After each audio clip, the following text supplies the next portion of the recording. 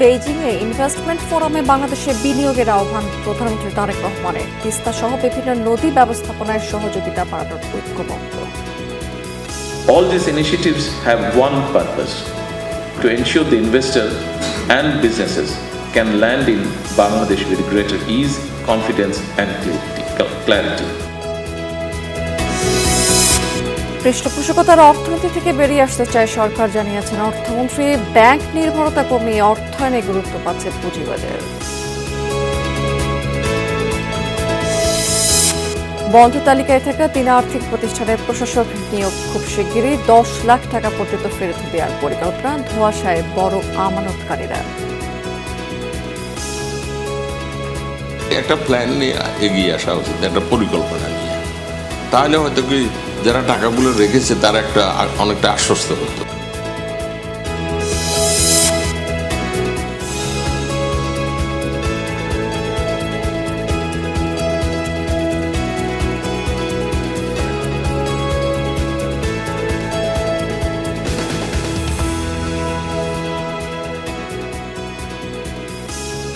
আমন্ত্রণ বিজনেস স্টোরিতে এতক্ষণ শিরোনাম দেখছিলেন, এবার চলে যাচ্ছি পুরো খবর এবং পুরো সময় জুড়ে আপনাদের সাথে থাকবো আমি রাবেয়া স্মৃতি। চীনের ব্যবসায়ীদের বাংলাদেশে বিনিয়োগের আহ্বান জানিয়েছেন প্রধানমন্ত্রী তারেক রহমান। তিনি বলেছেন তাদের সহযোগিতার জন্য প্রথমবারের মতো অফিস খোলা হবে এই দেশটিতে। বেজিংয়ে বাংলাদেশ ইনভেস্টমেন্ট ফোরাম শীর্ষক কনফারেন্সে বিনিয়োগকারীদের লভ্যাংশ এবং মুনাফা নিরাপত্তার অঙ্গীকার করেছেন সরকার প্রধান। এদিন চীনের বেশ কিছু বহুজাতিক কোম্পানির প্রধানের সাথে সৌজন্য সাক্ষাৎ করেছেন তিনি।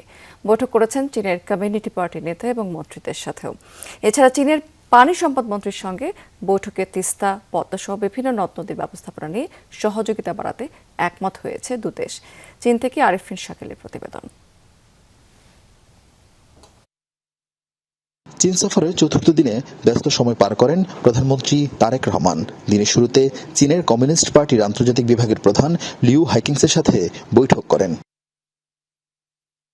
পরে প্রধানমন্ত্রী যোগ দেন বিডা আয়োজিত বাংলাদেশ ইনভেস্টমেন্ট ফোরামের সম্মেলনে। প্রধানমন্ত্রী তারেক রহমান জানান, আর্থিক খাতে বিগত সময়ের অব্যবস্থাপনাকে কঠোর হাতে সংস্কার করা হচ্ছে। এর মাধ্যমে বিনিয়োগকারীদের মূলধন ও মুনাফার নিরাপত্তা নিশ্চিত করবে সরকার। We are also working with China to upgrade our bilateral investment treaty so that investors can have stronger confidence, clear protection, and a more modern framework for investment.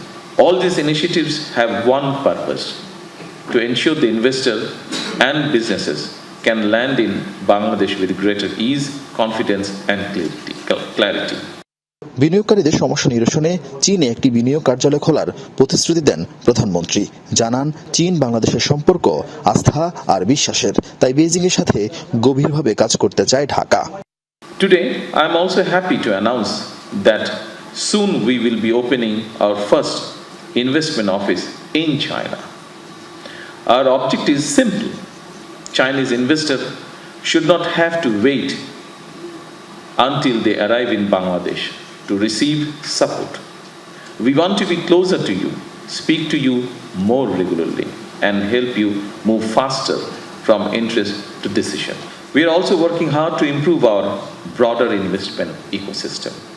The government is about to start a new licensing approval process, which will allow new businesses to start operation in Bangladesh in less than 15 days. এর আগে চীনের পানি সম্পদ মন্ত্রীর সঙ্গে বৈঠক করেন বাংলাদেশের সরকার প্রধান। তিস্তা, পদ্মা সহ বিভিন্ন নদ নদীর ব্যবস্থাপনা নিয়ে সহযোগিতা বাড়ানোর বিষয় ঐক্যমত পোষণ করে দুদেশ। দুই দেশের পানি সম্পদ মন্ত্রীরা এটাকে সামনের দিনগুলোতে ফলো আপ করবেন এবং ওদের মতন আলোচনা করে দ্বিপাক্ষিক স্বার্থকে প্রাধান্য দিয়ে সিদ্ধান্ত গ্রহণ করবেন। আর প্রতিরক্ষার বিষয়ে যেটা বলছেন, এখন পর্যন্ত আলোচনা হয়নি। এছাড়াও বিএনপি ও চীনের কমিউনিস্ট পার্টির মধ্যে প্রথমবারের মতো একটি সমঝোতা স্মারক সই হয়। দুপক্ষেই রাজনৈতিক যোগাযোগ, গণমাধ্যম, থিঙ্ক ট্যাঙ্ক এবং জনগণের মধ্যে সম্পর্ক উন্নয়নে সহযোগিতা বাড়ানোর আশাবাদ জানান। পাশাপাশি বেশ কয়েকটি বহুজাতিক কোম্পানির প্রধানের সাথেও সৌজন্য সাক্ষাৎ করেন প্রধানমন্ত্রী তারেক রহমান। ক্ষমতা আসার পর বর্তমান সরকারের জন্য সবচেয়ে বড় চ্যালেঞ্জ হয়ে দাঁড়িয়েছে অর্থনীতি পুনরুদ্ধার করা আর বিনিয়োগকারীদের আস্থা ফেরানো। প্রথমবার চীন সফরে এসে প্রধানমন্ত্রী তারেক রহমান তার সরকারের নেওয়া বিভিন্ন পদক্ষেপের কথা বিনিয়োগকারীদের সামনে তুলে ধরেছেন, যার লক্ষ্য 2034 সালের মধ্যে দেশের অর্থনীতিকে $1 ট্রিলিয়ন উন্নতি করা। শেষ পর্যন্ত প্রধানমন্ত্রী এমন উদ্যোগ কতটুকু বাস্তবতার মুখ দেখে তাই এখন দেখার বিষয়। আরফিন শাকিল, যমুনা নিউজ, বেইজিং, চীন। সুবিধাবঞ্চিত মানুষদের সুরক্ষা নিশ্চিত করতে বাজেটে নানামুখী উদ্যোগ নিয়েছে সরকার।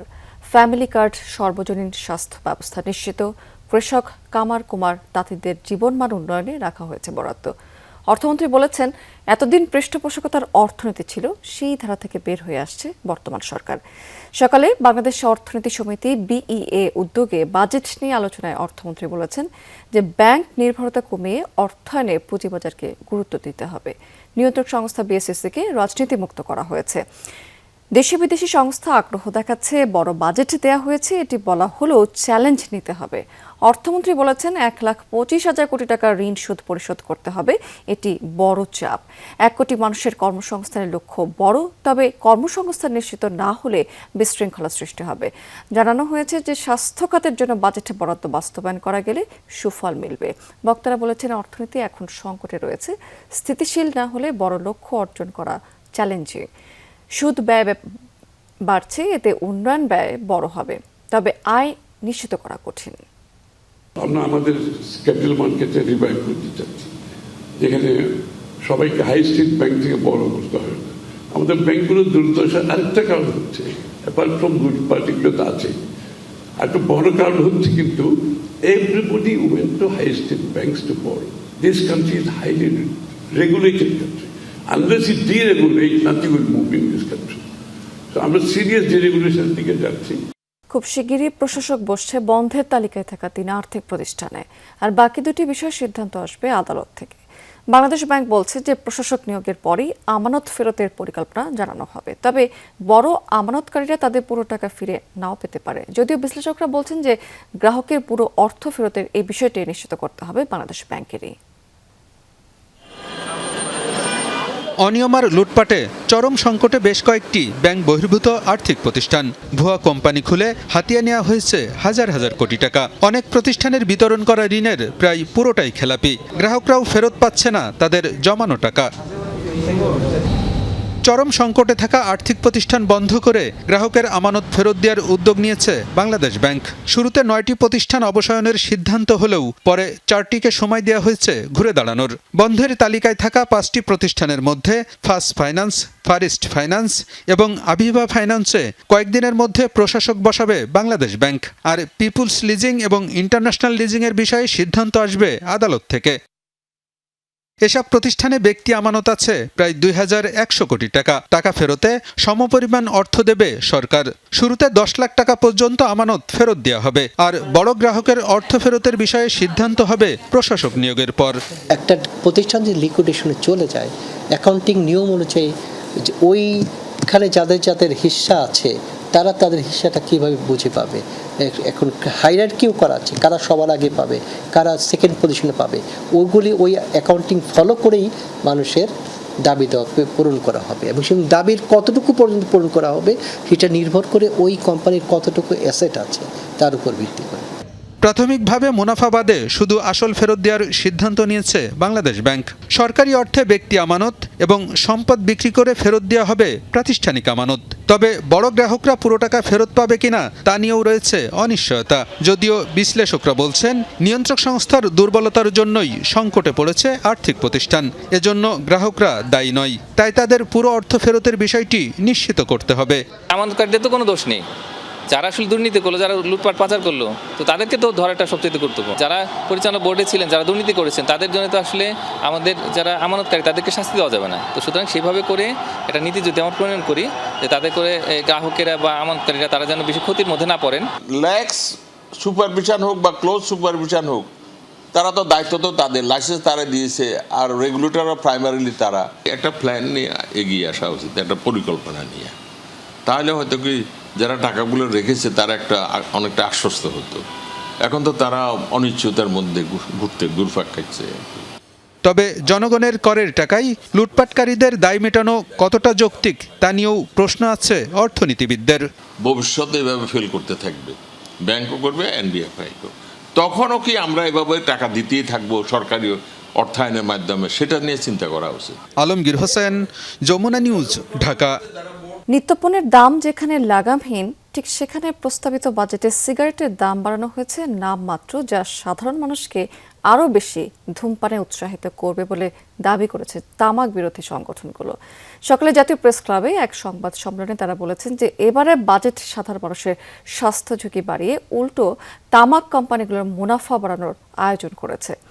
সংবাদ সম্মেলনে তামাক বিরোধী সংগঠন প্রজ্ঞা এবং আত্মার যৌথ বিশ্লেষণে বলা হয়েছে যে বিগত কয়েক বছরে চাল ডাল সহ নিত্যপণ্যের দাম ৩০ থেকে ৮৯% পর্যন্ত বাড়লেও বাজারের সিংহভাগ দখল করে থাকা নিম্ন স্তরের সিগারেটের দাম বাড়ানো হয়েছে মাত্র ৩.৩৩%, যা শলাকা প্রতি মাত্র ২০ পয়সা।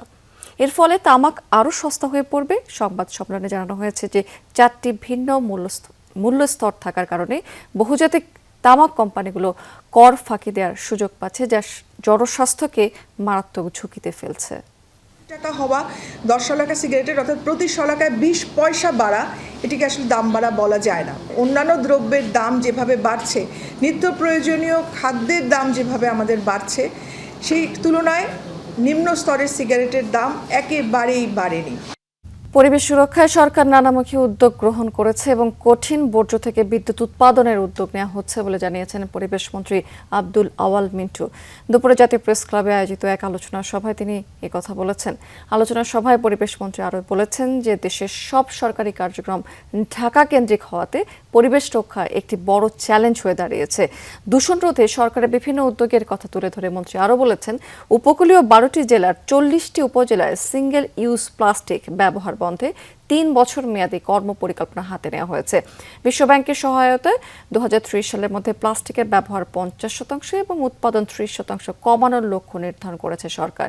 পাশাপাশি কঠিন বর্জ্য থেকে বিদ্যুৎ উৎপাদনের লক্ষ্য ঢাকার আমিনবাজারে একটি প্লান্ট বাস্তবায়ন করা হচ্ছে বলেও উল্লেখ করেছেন তিনি এই সময়।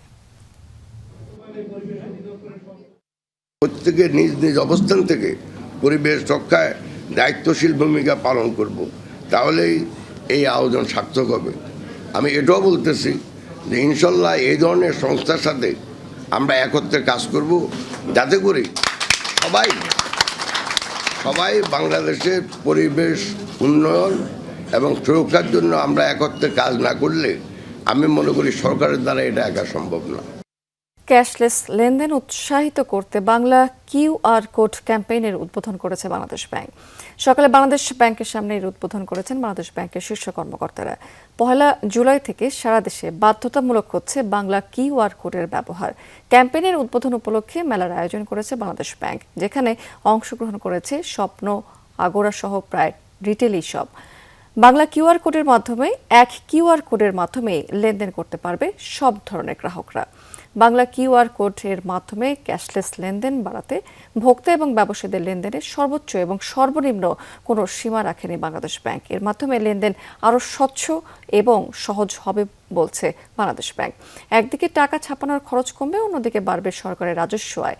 ক্যাম্পেইনিং এর উদ্বোধন শেষে স্টলগুলো ঘুরে দেখেছেন ডেপুটি গভর্নর সহ বাংলাদেশ ব্যাংকের শীর্ষ কর্মকর্তারা। এটার মাধ্যমে কেনাকাটা করলে আসলে সবাই উপকৃত হবেন। আর ভবিষ্যতে আমরা ক্যাশলেস সোসাইটি করার একটা চিন্তা ভাবনা আছে আমাদেরকে, যাতে করে ক্যাশ ট্রানজ্যাকশন কম হয়। বাংলা কিউআর চালু হলে সব ট্রানজ্যাকশন যেহেতু ডিজিটাল ফর্মে আসবে, তাতে আমরা মনে করছি যে সিগনিফিকেন্ট ইমপ্রুভ করবে আপনার ট্যাক্স জিডিপি রেশিওতে। তাতে গভর্নমেন্ট আরও বেশি শক্তিশালী হবে এবং তার ডেভেলপমেন্ট অ্যাক্টিভিটিস আরও করতে সক্ষম হবে। সময় মতো আম বিক্রি করতে না পেরে লোকসানের মুখে মেহেরপুরের বাগানিরা। কৃষকরা বলছেন যে বাজারে চাহিদা কম থাকাতে দামও বেশ কম, তাই সময় মতো আম না পারায় এখন পাকা আম গাছ থেকে ঝরে পড়ছে, বাগানে পড়ে নষ্ট হচ্ছে সে আমগুলো। তবে কৃষি কর্মকর্তারা বলছেন যে ভবিষ্যতে লোকসান ঠেকাতে কৃষকদের প্রশিক্ষণের ব্যবস্থা নেওয়া হচ্ছে। গত 10 বছর ধরে রপ্তানিযোগ্য আম চাষ করছেন মেহেরপুরের সাইদুর রহমান শাহিন। তবে 2020 সাল থেকে বিদেশি ক্রেতা পাচ্ছেন না তিনি, এ কারণে রপ্তানি করতে পারছেন না আম। এবছরও সময় মতো বিক্রি করতে না পারায় প্রায় 20 লাখ টাকার লোকসানের আশঙ্কা তার। আমরা আসলে যখন খেতে চাই, যখন আবহাওয়াটা ভালো হবে, সেই সময় আসলে ব্যবসাটা হয়ে যাচ্ছে উত্তরবঙ্গের, আমাদের হচ্ছে না। আমাদের আমটা তো ধরেন ঝরে ঝরে পড়ে যাচ্ছে, বা দেখা যাচ্ছে যে খুব স্বল্প দামে কৃষক হয়তো বাধ্য হয়ে বিক্রি করলো। জেলার বেশিরভাগ আম চাষির ভাষ্য একই রকম। বলছেন মৌসুমের শেষ সময়ে চাহিদা কমেছে আমের। মিশ্র আবহাওয়ায় গাছ থেকেই ঝরে পড়ছে পাকা আম।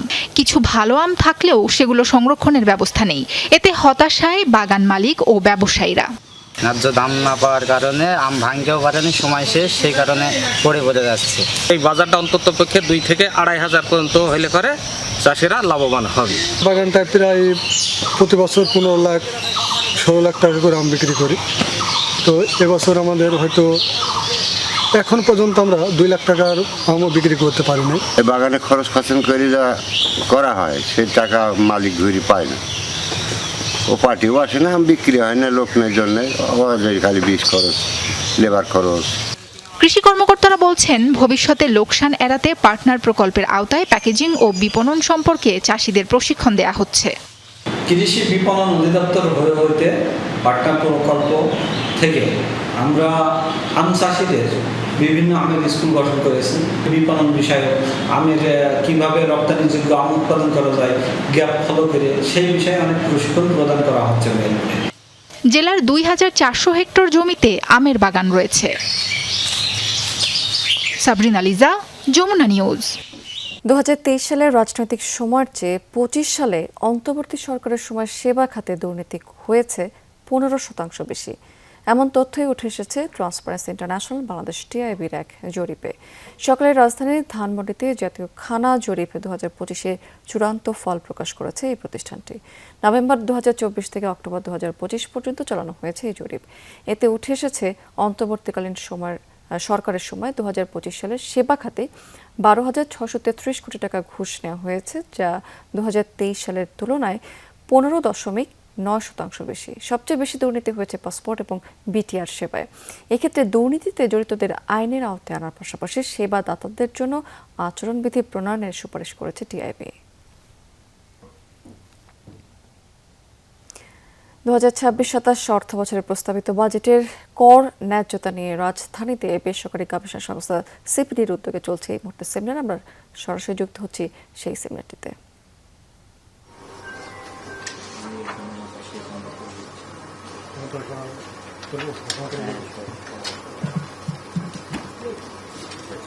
শুভ অপরাহ্ন সবাইকে। আমার নাম তামিম আহমেদ। আমি সেন্টার ফর পলিসি ডাইরেক্ট সিপিডিতে কাজ করছি জ্যেষ্ঠ গবেষণা সহযোগী হিসেবে।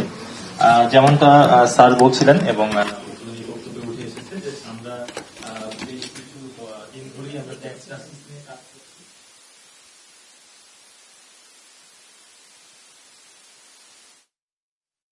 বেশ কিছু রিপোর্ট করেছি এর আগে। তবে এখানে একটু বিবেচ্য বিষয় যে আমাদের এই রিসেন্ট যে ইয়ার্সটা আমরা দেখেছি, আমাদের কেন ট্যাক্স জাস্টিসের রেলিভেন্সিটা তৈরি হলো সেটি একটু বলে আমি মূল আলোচনায় যাচ্ছি। দর্শক, আমরা সিপিডির আয়োজনীতে সরাসরি যুক্ত ছিলাম। আমরা আজকের পুঁজিবাজার লাস্ট আপডেট আপনাদেরকে জানিয়ে দিতে চাই। এই মুহূর্তে আজকে দিন শেষে আমরা দেখতে পাচ্ছি ঢাকা শেয়ার বাজারে সেই সকালটা যেহেতু শুরু হয়েছিল ঊর্ধ্বমুখী প্রবণতা দিয়ে, সেই ধারাবাহিকতা বজায় রেখে আজকে দিনের শেষ ভাগে এসে ঊর্ধ্বমুখী প্রবণতা দেখতে পাচ্ছি আমরা পুঁজিবাজার ইন্ডেক্সগুলোতে। আজকে প্রধান সূচক ডিএসসি ব্রড ইন্ডেক্স, সেটা কিন্তু 35 পয়েন্টের কাছাকাছি 36 পয়েন্টের মতো কিন্তু বেড়েছে এবং 5,652 পয়েন্টে এই সূচকটি অবস্থান করছে। অন্য দুটি সূচক ডিএসএস সূচক সেটিও 3 পয়েন্টের মতো বেড়ে 1,143 পয়েন্টে রয়েছে। ডিএস30 সূচক সেটি 2,131 পয়েন্টে অবস্থান করছে 3 পয়েন্টের মতো বেড়ে। টোটাল ট্রেড করেছে আজকে ঢাকা শেয়ার বাজার প্রায় 1,000 কোটি টাকা ছাড়িয়ে গেছে। 1,110 কোটি টাকা 1,110 কোটি 74 লাখ টাকার মতো শেয়ার টোটাল ট্রেড করেছে ঢাকা শেয়ার বাজার। এবং আজকে সকাল থেকে কিন্তু দেখতে পাচ্ছি যে বেশিরভাগ প্রতিষ্ঠানের শেয়ারের দাম কিন্তু বেড়েছে। 273টি কোম্পানির শেয়ারের দাম আজকে টোটাল ঢাকার শেয়ার বাজারে বেড়েছে। 68টি প্রতিষ্ঠানের শেয়ারের দাম কমেছে এবং 54টি কোম্পানির শেয়ারের দাম অপরিবর্তিত রয়েছে। দেখে আসি টপ 10-তে কি অবস্থা। বেক্সিমকো ফার্মা প্রথম অবস্থায় রয়েছে, আজকে 46 কোটি টাকার মতো টোটাল ট্রেড করেছে এবং এই কোম্পানি কিন্তু সকাল থেকে ট্রেড হয়েছে 139 থেকে 142 টাকার মধ্যে। 139 টাকা 50 পয়সা এই কোম্পানির লাস্ট প্রাইস ছিল। আইপিডিসি এটি দ্বিতীয় অবস্থানে আছে, লাস্ট প্রাইস ছিল 30 টাকা 90 পয়সা এবং টোটাল ট্রেড করেছে আজকে দিন শেষে 35 কোটি 54 লাখ টাকার মতো। এরপরে ন্যাশনাল ফিড মিল, এই কোম্পানি আছে আজকে তৃতীয় অবস্থানে নেমে এসেছে দিনের শেষে এসে। আজকে লাস্ট প্রাইস ছিল এই কোম্পানি 24 টাকা এবং 32 কোটি 35 লাখ টাকার মতো শেয়ার টোটাল ট্রেড করেছে। চট্টগ্রাম শেয়ার বাজারে কি অবস্থা, সেখানেও কিন্তু ঊর্ধ্বমুখী প্রবণতায় আমরা দেখতে পাচ্ছি। সকাল থেকে সার্বিক সূচক এটি সিএস পেয়ে সেটি 29 পয়েন্টের মতো বেড়ে 11,514 পয়েন্টে অবস্থান, 15,149 পয়েন্টে অবস্থান করছে। আজকে সিএসসি টোটাল ট্রেড করেছে 98,81,00,000 টাকার মতো শেয়ার এবং টোটাল ট্রেড হয়ে গেছে সারাদিন ধরে 240টি প্রতিষ্ঠানে। এর মধ্যে 133টির দাম বেড়েছে, 69টি কমেছে এবং 38টি কোম্পানির শেয়ারের দাম অপরিবর্তিত রয়েছে। দর্শক, এই ছিল বিজনেস টুডে এখনকার আয়োজনে। এতক্ষণ সঙ্গে থাকার জন্য ধন্যবাদ আপনাদের সবাইকে।